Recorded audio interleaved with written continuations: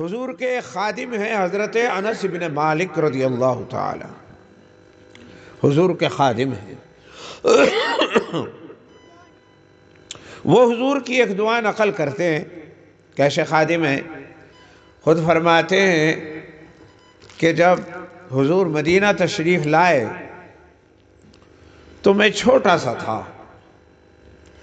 حضور علیہ السلام کے پاس میری والدہ مجھے لے کر کے گئی اور کہا کہ یا رسول اللہ اس کے لیے دعا فرما دیجئے اور اپنی خدمت میں سے قبول فرما لیجئے۔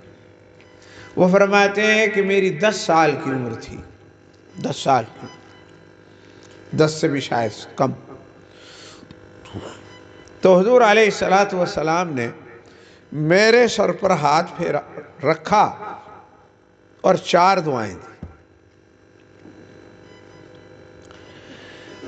حضرت انس بن مالک فرماتے ہیں کہ حضور نے میرے سر پر ہاتھ رکھا اور 4 دعائیں دی۔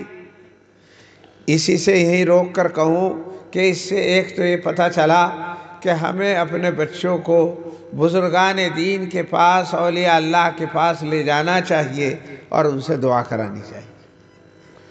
یہ بات مگر جب ہی ہوگی جب دعا کی اہمیت ہوگی، لیکن ہم اس کا اہتمام نہیں کرتے۔ دوسرا یہ بھی ادب معلوم ہوا کہ حضور نے بچے کے سر پر ہاتھ رکھا۔ بڑوں کو بھی یہ ہدایت دی گئی کہ بچے کے سر پر ہاتھ رکھ کر اسے دعا دیں۔ جب بچے کے سر پر ہاتھ رکھ کر دعا دی جاتی ہے تو اس سے اس کا حوصلہ بھی بڑھتا ہے، اس کی محبت میں بھی اضافہ ہوتا ہے اور برکتیں بھی منتقل ہوتی ہیں۔ حضور نے 4 دعائیں دی۔ اللہم بارک لہو فی عمرہ، اے اللہ اس کی عمر میں برکت عطا فرما۔ دوسری دعا اللہم بارک لہو فی رزقہ، اے اللہ اس کے رزق میں برکت عطا فرما۔ تیسری یہ دعا کی اللہم بارک لہو فی اولادہ، اے اللہ اس کی اولاد میں، نسل میں برکت عطا فرما۔ یہ 3 دعائیں دنیا کی دعائیں تھیں اور ایک آخرت کی دعا دی اللہم اغفر لہو فی الآخرۃ وادخلہ الجنہ، اللہ تعالیٰ اس کی آخرت میں مغفرت فرما۔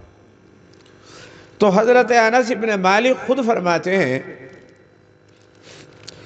کہ اللہ تبارک و تعالیٰ نے شروع کی 3 دعائیں تو قبول فرما لی۔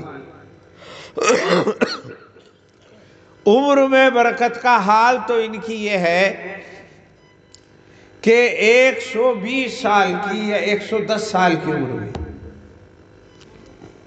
یہ تو عمر میں برکت کا عالم ہے۔ اور اولاد میں برکت کا عالم یہ ہے کہ جب ان کا جنازہ اٹھا تو ان کی نسبی اولاد یعنی بیٹے، پوتے یا نواسے 100 سے زیادہ ان کے جنازے میں کندھا دینے والے ان کے اپنے نسبی تھے۔ چونکہ دعا کس کی تھی؟ دعا اللہ کے محبوب کی تھی، سرکار دو عالم کی تھی، اور دی جا رہی تھی ایک معصوم بچے کو جو وہ بھی بے گناہ تھا، ابھی بالغ نہیں ہوا۔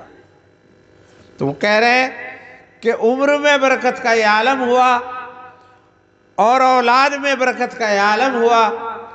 اور تیسری دعا تھی اللہم بارک لہو فی رزقہ، اے اللہ اس کے رزق میں برکت عطا فرما۔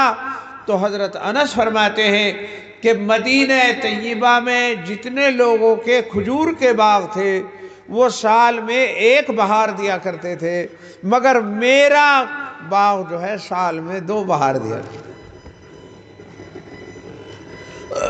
میرا باغ سال میں 2 مرتبہ بہار دیتا تھا۔ 2 مرتبہ مطلب یہ کہ پھل آتا۔ اور آپ کو یہ تعجب نہیں ہونا چاہیے کہ صاحب ایسا کیسے، ایسا ہوتا۔ ہمارے ایک دوست ہیں، وہ جو ہیں وہ وہاں گئے انڈونیشیا، ملیشیا وغیرہ، اور وہاں انہوں نے دیکھا کہ ایک پیڑ پر پورے سال پھل آتا ہے۔ کیا مطلب؟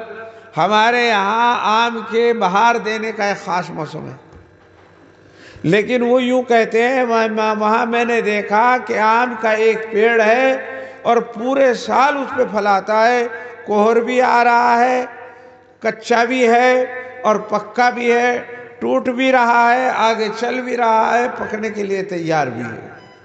اور یہ کوئی دوسری دنیا کی بات نہیں، اسی دنیا کی بات ہے، انڈونیشیا ملیشیا کی، کہ وہاں اللہ رب العزت نے اس سرزمین میں اتنی برکت رکھی ہے کہ وہاں ایک درخت پر ہر زمانے میں امرود ہے تو ایک ہی پیڑ پر ہر زمانے میں، کیلا ہے تو ہر زمانے میں۔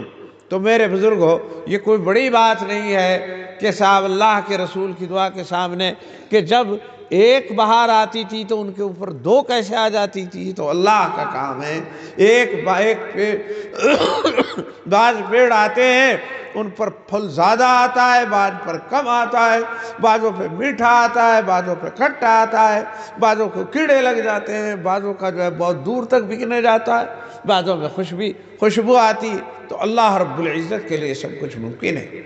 اور پھر حضرت فرمایا کرتے تھے، حضرت انس بن مالک، بھائی 3 جو دعائیں دنیا کی تھی وہ تو اللہ نے پوری کر لی، اور چوتھی جو دعا ہے چونکہ وہ آخرت کی، اس کا تو پرتاب مرنے کے بعد ہی چلے گا، لیکن امید ہے اس بات کی کہ جس نے 3 دعائیں دنیا کی قبول کر لی وہ بھی قبول ہو جائے گی، اور وہ قبول کیوں نہ ہوتی، وہ تو خود ہی صحابی رسول ہیں اور خادم رسول ہیں، اور یہ حضور کی خدمت میں 10 سال رہے، 10 سال تک یہ حضور کی خدمت میں رہے۔